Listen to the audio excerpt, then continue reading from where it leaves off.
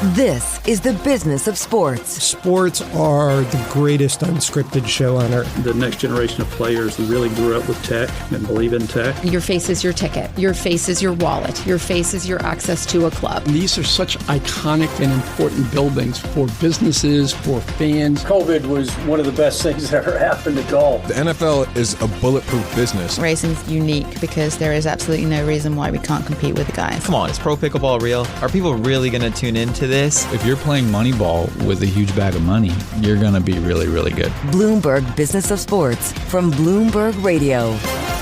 This is the Bloomberg Business of Sports, where we explore the big money issues in the world of sports. I'm Michael Barr, along with my colleagues Damian, Sassower, and Vanessa Perdomo. Coming up on the show, we do a deep dive on the NCAA. With college football's new season coming up, we'll take a look at the latest following the NCAA settlement with the House, some of the latest legal headlines involving college sports, and more. Plus, we'll also take a look at how some of the Trump administration's policies could be reshaping America's soft power in the world of sports. We'll explain that. All that and more is on the way on the Bloomberg Business of Sports. But first, we continue to follow the turmoil in the NFL Players Association. One of the latest discoveries, the union's former leaders were working in secret on a venture capital fund with the hopes that one day it would raise enough money to invest in an NFL franchise. Bloomberg US sports business reporter Randall Williams has been following this story, and he joins us now to discuss. Randall, welcome back to the Bloomberg Business of Sports. As always, thank you for having me. Now, you wrote a great article, man. It's so much to talk about here. In your article, the former head of the National Football League Players Association, Lloyd Howell, when he left, Howell's project for the union's secret venture fund project also left. And he had hoped it would raise enough funds to invest in an NFL team. I just don't see other NFL team owners voting for that, Randall. Yeah, neither do I. I think it was a little far-fetched, but he had, from what my sources told me, he had reason to believe that this was a way that NFL players could gain equity in teams. I mean, the NFL owners voted to ban that as part of contract negotiations. Aaron Rodgers tried it, Caleb Williams tried it, and evidently they were like, no, this isn't going to happen. When Lloyd Howell came in at the time, he mentioned during his press conference that in his conversations with the league, well, at the time, no one had reported the firms that the league was having conversations with, which obviously goes back to his position at Carlisle. And so he had started basically bringing together a quiet group of people at the NFLPA to look into raising funds in hopes of one day buying into a team. Now, what team would allow that and what owners would approve that? I don't think we'll ever find that out.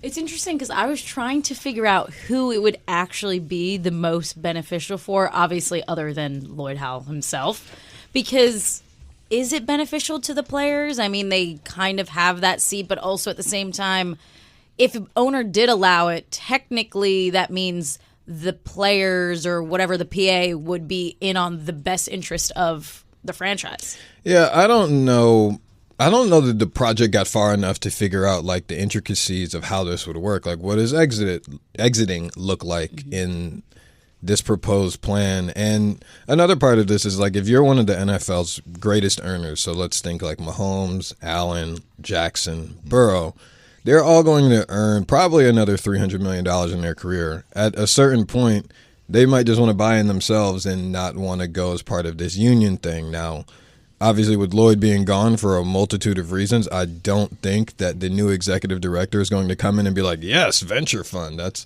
definitely at the bottom of his to-do list. Well, Randall, talk to us about David White, who is the new interim, I believe, director. Right?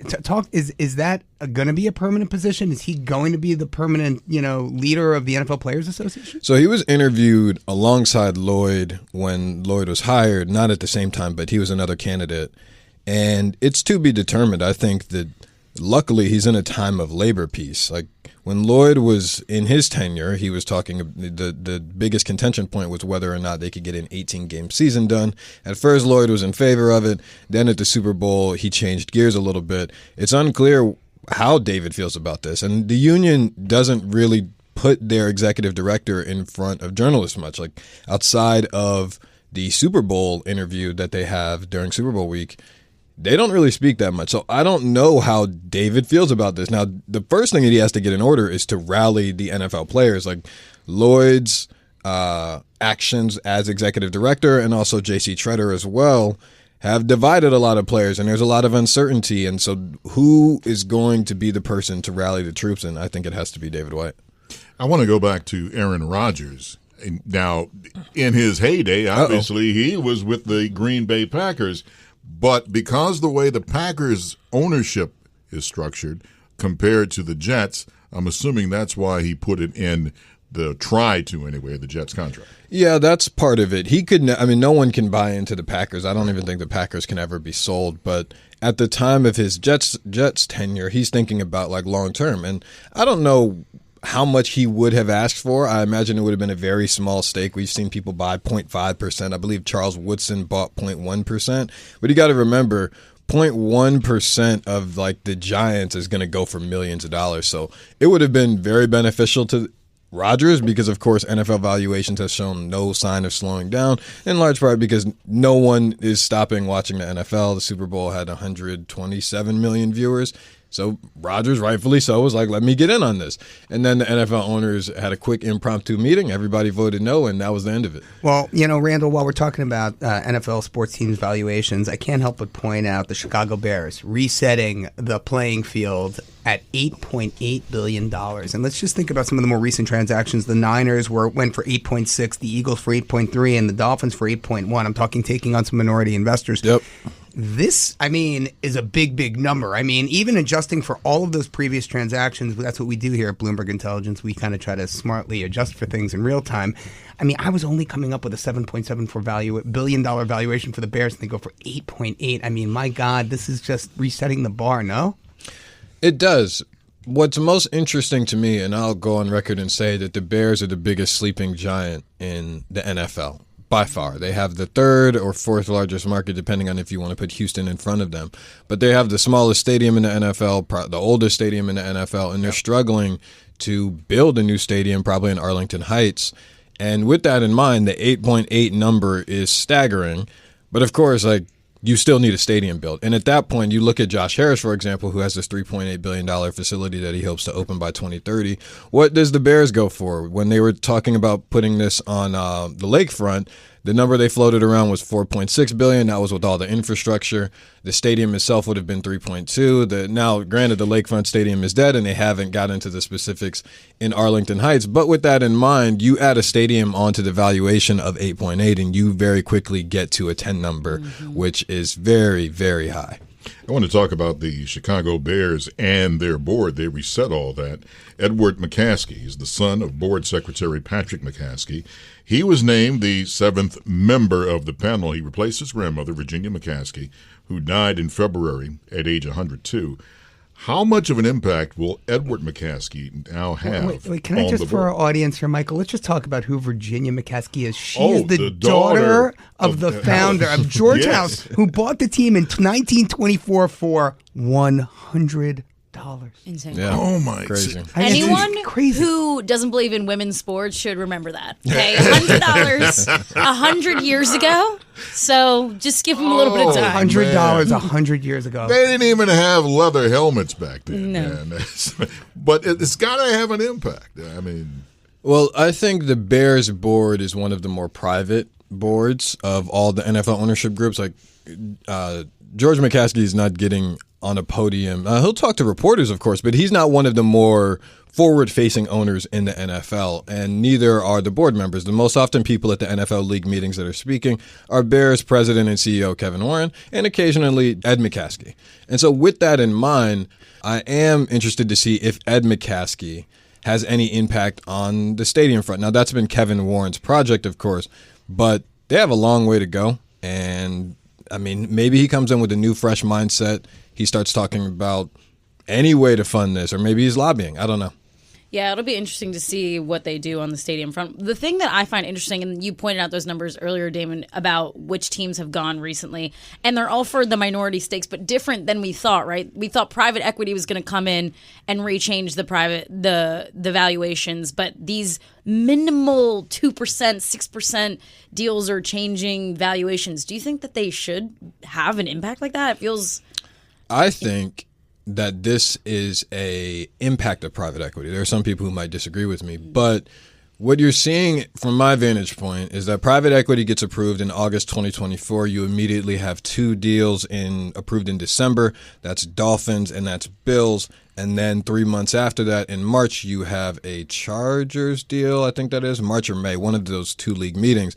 And, of course, you have all these minority stakes. Now, all of these ownership groups, if you go back to the Eagles considered private equity. I believe the 49ers considered it as well. And so what I think is probably happening is that it is a new investment pool for these owners to look at. And evidently, then they have these conversations with private equity firms. They have these conversations with individual investors. And then whoever is the right investor and the right fit and they have the most money, they go with.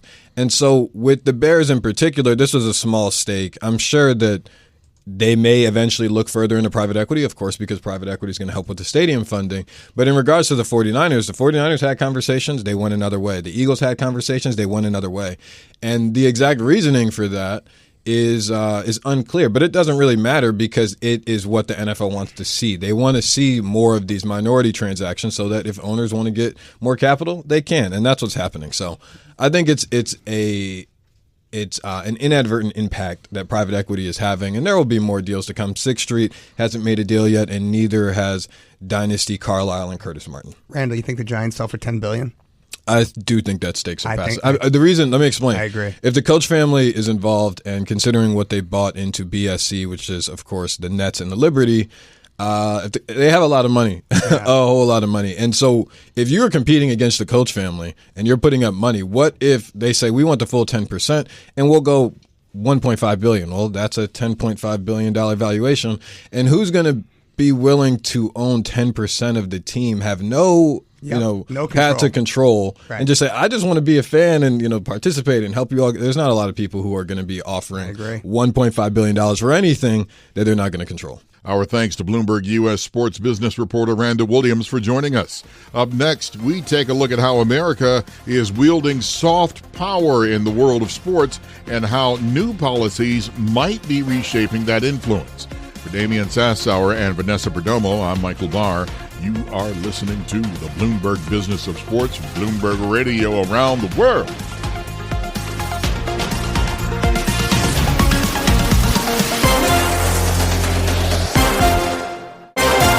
This is Bloomberg Business of Sports from Bloomberg Radio.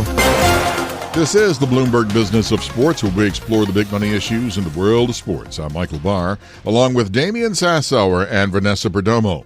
The U.S. has long wielding soft power in the world of sports, but recent changes to U.S. foreign and immigration policies could be reshaping that soft power and affecting athletes around the world. Bloomberg Opinion columnist Adam Minter's latest piece discusses this, and he joins us now to tell us about it. Adam, welcome to the Bloomberg Business of Sports. Glad to be back.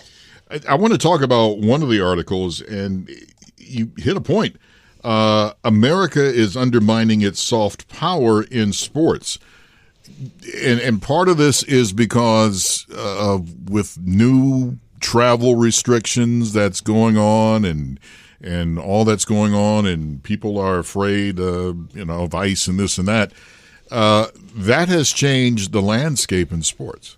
It absolutely has. The Trump travel bans, as they're loosely called, are really starting to impact who can come to the U.S. and why they come to the U.S. in terms of sports. And we're seeing this with the Little League World Series, which is happening right now. It took an exemption from the Secretary of State, Marco Rubio, to get the Latin American representatives, a team from Venezuela, Cardenales Little League, into the country. And that's fairly unprecedented. I mean, usually and historically, international athletic events in the U.S. have welcomed and have had no problem welcoming competitors from all over the world. And all of a sudden, since the beginning of June, that's no longer the case. We've seen visa denials for teams, and then we've seen, unbelievable red tape having to be cut through as we have with this Venezuelan Little League team. So it's a real shift.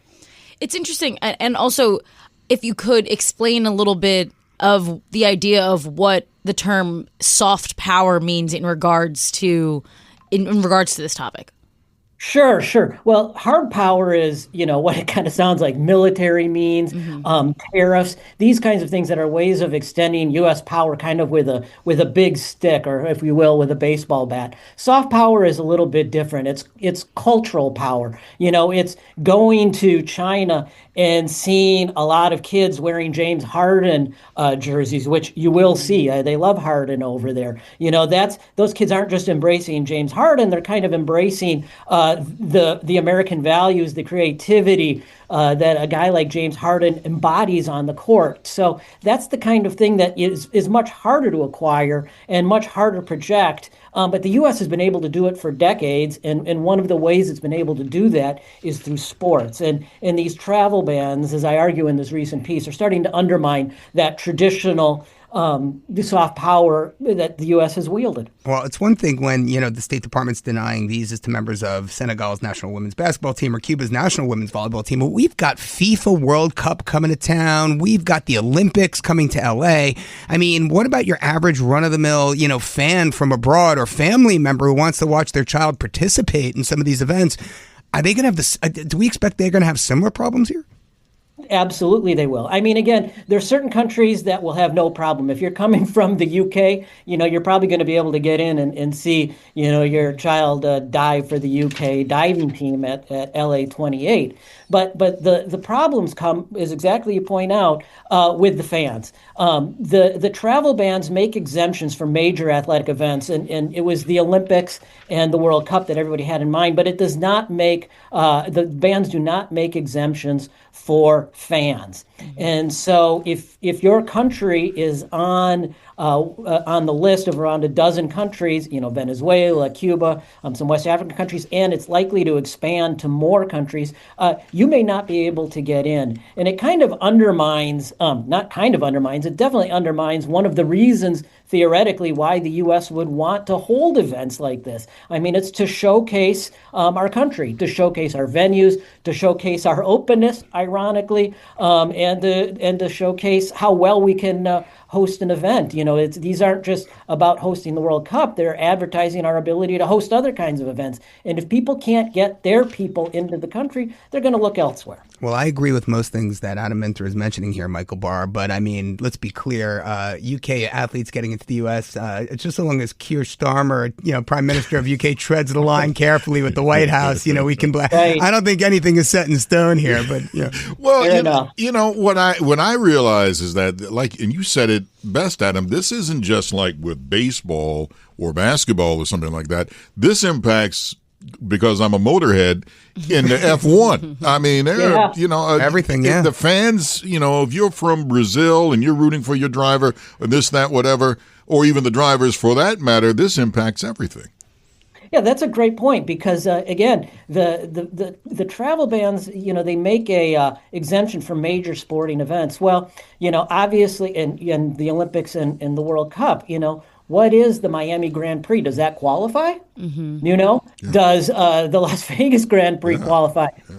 Is Marco Rubio gonna be sitting in his office signing travel exemptions for team members from countries that are on the travel ban list, or for that matter, is he going to be signing exemptions for people who got caught up in a dragnet at the consulate in Rio that day because some visa officer was in a bad mood? I mean, this really turns the soft power idea and the openness of American sports on its head. And Vanessa, this does not help Las Vegas at all, because they just came out with a report that said that their visitors coming to the city went way down. Mm-hmm. Yeah, I saw that as well. I mean, it's interesting after we've seen so many sporting events in Vegas, then the downtick happened, which is definitely something to pay attention to.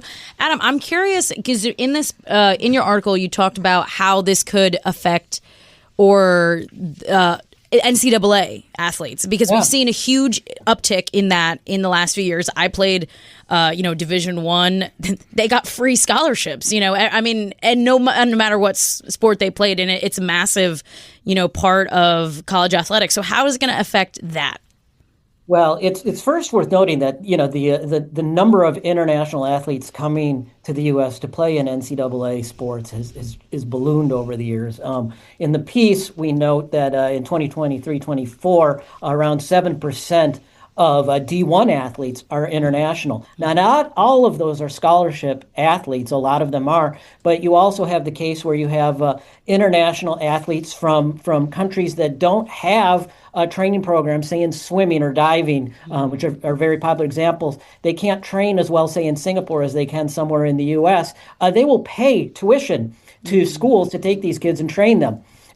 That's a business opportunity for these colleges and universities, first of all. But even where you're talking about the scholarship athletes, I mean, there's a lot of uncertainty there. I mean, if you're a basketball program and you're counting on a student coming in from, say Serbia, and I'm just throwing this out there. I don't know if any T1 programs have it to play basketball. And there's visa delays. That not only gives you pause for the future about whether you're going to be recruiting these kinds of athletes, because, you're not going to have the student athlete there, the athlete there. But on the other side of the equation, say you're a Serbian, very talented Serbian, 18-year-old center, you may have other opportunities. They may not be as lucrative as playing in D1 basketball is these days, but at least you can get the visa to say go play in Spain. And so again, it's cutting the U.S. off from international talent, so it's going to lower theoretically the level of competition across American college sports, and it's also going to hurt the business of college sports. I also want to talk about, and you wrote another good article, and this involves Bryce Harper, first baseman for the Philadelphia Phillies, making $330 million. He got into let's call a little tiff. A heated exchange? He was talking to Major League Baseball Commissioner Rob Manfred, and it ended up with Harper saying, "Oh yeah, your brother blows bubble gum," and then it all broke loose. Well, you wrote a great article that should a $330 million player be the face for getting more pay fights? Yes, I mean, I think the Harper confrontation with Manfred is interesting because it was Manfred going to the Phillies, a Phillies team meeting to basically just talk about what's going on in the business of baseball, and he does this with every team, just updating them. And Harper, who we know just from watching him on the field, he has a bit of a temper. He sensed that Manfred was about to start talking about salary cap, which is something that the players' union and Harper have opposed for many years. And he got up and used an expletive, telling him where to go. And Manfred fired back, and cooler heads prevailed, and they stopped talking about the salary cap. But my point in this piece is, a guy like Bryce Harper has done really well without a salary cap in baseball. I mean, he's got the $330 million contract, so it's natural that he wouldn't want one. But that discussion, guys like Harper are really the exceptions in baseball, and anybody who follows baseball knows that most of the players on most rosters aren't making that kind of money. Most of them are struggling with salaries around $1 million a year. Now, I would be happy to have a salary of $1 million a year, or even the MLB minimum of $760,000 a year, but they're locked into contracts that don't allow them to get to that level of compensation for years. And so those are the players who I argue should be talking, not Harper. Well, Adam, I mean, you couldn't be more right on this front. I mean, this number just stood out to me in your article. I just have to, for our audience here, in 2015, the median Major League Baseball player salary was $1.65 million. Today, 10 years later, it's only $1.35 million. It's gone down down. I mean, that is just mind-numbing when you think of just how big the Major League MLB is and how many players there are and minor leagues and everything that goes hand in hand with it. I mean, it really does. I mean, it does bode in favor of a salary cap, something like what you see in the NFL and some other professional sports leagues, no? Right. And it also pushes against the narrative that I think many fans have about baseball, which is that the salaries keep spiraling upward. But that's not the case. And that's it's worth keeping in mind. Again, Bryce Harper has he's ridden that narrative. But for most of these players, they're stuck in 6 years of service. That is, their rookie contracts mean that they're stuck on a team unable to negotiate really their contracts. There's some movement, there's some contractual stuff, but they can't get their value. They're underpaid. Our thanks to Bloomberg Opinion columnist Adam Minter for joining us. For more from Bloomberg Opinion, visit Bloomberg.com/opinion or OPIN Go on the Bloomberg terminal. Up next, we take a deep dive on the latest headlines in college sports. For Damian Sassower and Vanessa Perdomo, I'm Michael Barr. This is the Bloomberg Business of Sports from Bloomberg Radio around the world. This is Bloomberg Business of Sports from Bloomberg Radio. Thanks for joining us on the Bloomberg Business of Sports, where we explore the big money issues in the world of sports. I'm Michael Barr, along with Damian Sassower and Vanessa Perdomo. The college football season is right around the corner, and it comes in the middle of a lot of change in the college sports landscape. Kelleigh Irwin Fagan is a partner at Church Hittle and Antrim, or CCHA, and chair of its sports law practice. She's also a former college athlete and previously worked in enforcement at the NCAA's national office. Kelleigh joins us now to weigh in on some of the latest legal headlines and regulatory changes shaping the world of college sports. Kelleigh, welcome to the Bloomberg Business of Sports. Thank you so much for having me. I look forward to talking with you all today. Well, back in the day, and thank you for joining us again, it's back in the day of Coach Dan Devine. Back in the day of Coach Bo Schembechler. Back in the day of Coach Woody Hayes. It was pretty simple to see the college landscape. Today, just take all of that and throw it up in the air, because I don't have a clue now what's going to happen, especially with everything from NIL to how the new landscape is shaping up. Can you inform us about it? Oh, I'll do my best. It's been a journey over the past 3 or 4 years or so as the college sports landscape has changed. But really, what was the huge impetus for a lot of the change was the NCAA was having several of its rules challenged under antitrust law and was not having success in defending the legality of those rules. And over a series of lawsuits that has brought us to today, the one most talked about most frequently is the House settlement, and the House settlement has been approved and is being implemented this summer. And schools are getting used to that and working through that now, along with the NCAA. We're now in a world where schools can pay their athletes directly for their NIL rights. And several years ago, that was not the case. And many, many more years ago, when you were talking about schools should not have been paying student athletes at all, other than their scholarship and the benefits they got as a student athlete. I think, what's interesting for me, Kelleigh, is, and I've been saying this since that was overturned and all of the things that we're going to see after that, because just because that was overturned doesn't mean, the lawsuits and all of that stuff is over.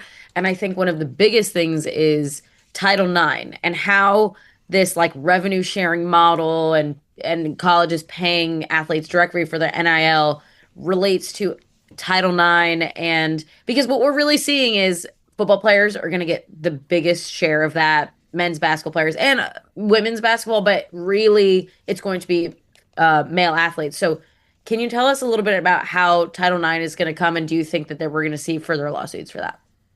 Yeah, Title IX under the jurisprudence as we know it today, Title IX applies to financial assistance that schools provide to student athletes, and it has to be provided proportionately between male and female student athletes. So the big question that people are asking is these revenue share, these NIL payments, are those considered financial assistance, and do they have to be provided proportionately? And there's probably different views on that, but we haven't received any guidance as to one way, or at least any guidance that's still in place, one way or another. So it'll likely be decided in a court case, like you alluded to. There's a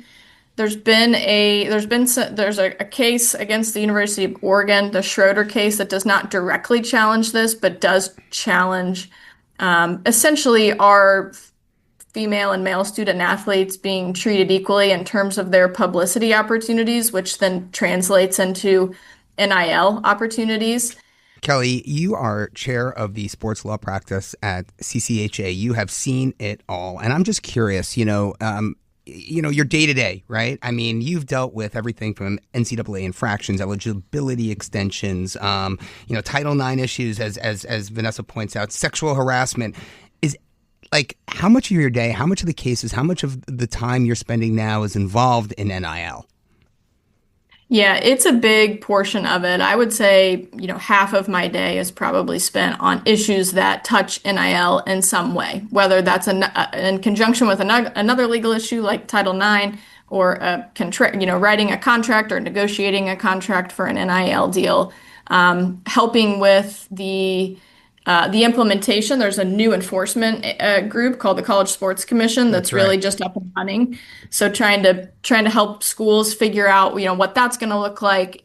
So it's what is that going to look like, Kelleigh? I mean, isn't that is it Deloitte or Ernst & Young? I mean, what is the composition of that? Like, how do you work with them?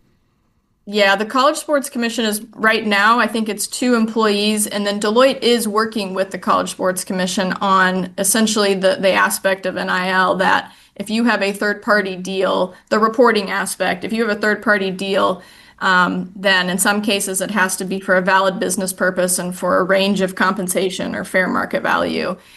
So what that looks like, we don't know. It's in its infancy, and it's eventually supposed to act as an enforcement agency, and then there's an arbitration process that can come. So we're very early into what that looks like, and hopefully over the next 6 to 12 months, that'll become a little bit more clear. Can we talk about the brand new SCORE Act and President Trump's executive order on college sports? Can you break it down about the SCORE Act and President Trump's impact on college sports for the audience? Yeah, the NCAA we started talking about all of this was really triggered by the antitrust liability they faced, and there's now a lot of different state laws that and states attorney generals have gotten involved, and so the NCAA, this House settlement, the forward-looking component lasts for 10 years.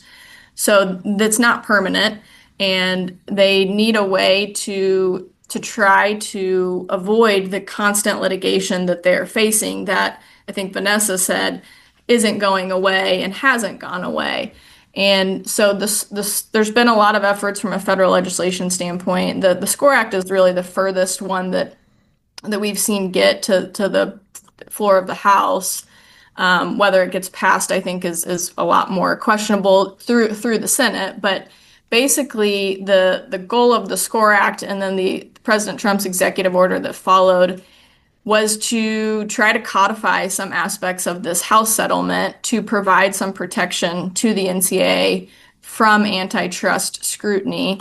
To protect women's sports and Olympic sports, there was a lot of language in the executive order that was geared towards that and trying to get schools to make sure that they are protecting those. And along with the Olympic movement, and to prohibit the third-party pay-for-play that continues to be not allowed, but an area that I think can put a boundary that is pushed regularly, and to address the issue of student athletes as employment. So it's trying to hit a lot of different things in one act, in one bill, and we'll see what happens and if it gets passed or not. The curious thing for me, as we were talking about, the SCORE Act and things like that, is it like, should there be a bill like that tries to hit on everything, Title IX, all of these things under one employment status, all of these things under one bill, or should that really be broken up into different things? Because from what I saw, it wasn't completely supported on both sides, right? So what is the bipartisan act for this, and why is it not, I guess, supported by everyone, the SCORE Act, and what can really be done? Should it be broken up, do you think, into different bills? Yeah, I think if it's going to get passed, through the Senate with needing 60 votes, I think that it's going to have to be bipartisan supported, and in order to do that, will have to be give and take from each. And I think that the definition of, or how they've treated athletes as not being employees, and making that a very black and white provision of it. Is there some opportunity for some nuance there? I think that there may be some athletes that are much closer to employees than others, and just based on how the nature of college sports works. So I think if something is going to get passed, it's going to have a little bit for each party that is interested in it, and have to be bipartisan. Maybe they don't have to cover everything that's in this initial version of the SCORE Act, and it can be kind of whittled down to some of the more priority issues. I do want to ask you this. When you're writing all these contracts for all these players, all these student athletes, and I'm curious about the integrity of those contracts themselves. Because I hear about these athletes, they go into the transfer portal, they agree to move to this new university, and then the money's not really there, and the promises aren't met. And I'm just curious, like, in your day, in your neck of the woods, the contracts that you're drafting for these athletes,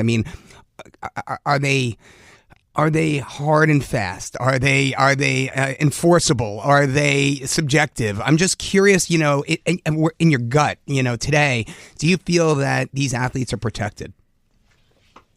We work with the schools on the contracts, and a lot of the schools we work with are very understanding that they're working with, in some cases, 18-year-olds, in some cases 17-year-olds, and a guardian has to sign the contract. And so there is a lot of effort to try to explain it, and to ensure that the player signing it understands, to make sure they have adequate representation in terms of an agent or legal counsel for themselves. So the ones that we work on, I think there is an effort there to ensure they're enforceable. The university is still protected, but not in a way that's so onerous and one-sided. But I think there's a lot of contracts out there, and a lot of third-party NIL deals where it is really one-sided, and student athletes are signing away their rights in perpetuity for $50 or $100 to put up some social media posts. So there's still a lot of need for student athletes to have good representation, or just some education about what should they look for. Not somebody getting $50 deal doesn't need shouldn't spend money on an attorney to review that, but can they be given 10 things to look for in some of these contracts, education provided by their school. Our thanks to Kelleigh Irwin Fagan for joining us. She's partner at CCHA Law and chair of its sports law practice. And that does it for this edition of the Bloomberg Business of Sports. For my colleagues Damian Sassower and Vanessa Perdomo, I'm Michael Barr. Tune in again next week for the latest on the stories moving big old money in the world of sports. And don't forget to catch our podcast on all your podcast platforms.